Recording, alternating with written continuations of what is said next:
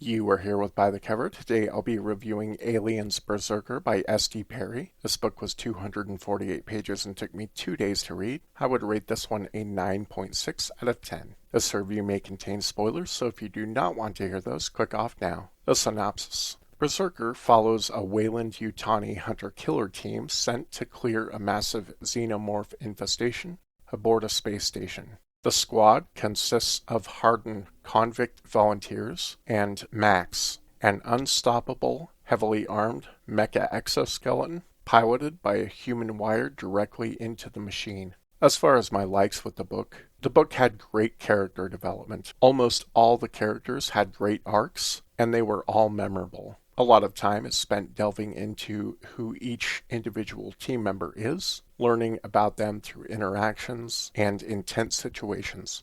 Up to this point, I believe this is the best developed group of Marines yet. The other Aliens novel that S.D. Perry has written was Labyrinth, which had the highest body count of any Aliens book up to that point. This book does a 180 on that front. There are not very many deaths, but when characters are nixed, you feel the weight of each loss, which makes for great emotional impact. The book had great pacing despite being a very character-driven story. The author still kept the action going along with several different plot lines.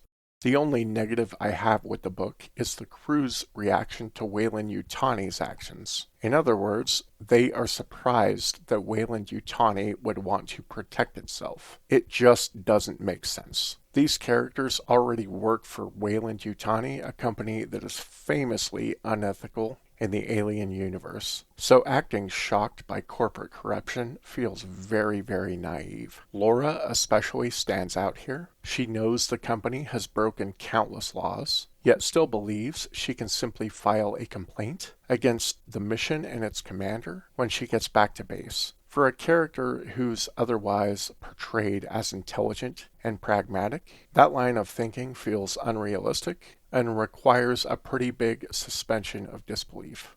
I think this book was absolutely great aside from that one minor negative. I loved being along the journey with the squad, seeing the action and seeing the problems they had to face, how they overcame them, and how they grew together as a team. This is probably, up to this point, my favorite Aliens book, and I can't wait to read further books by S.D. Perry.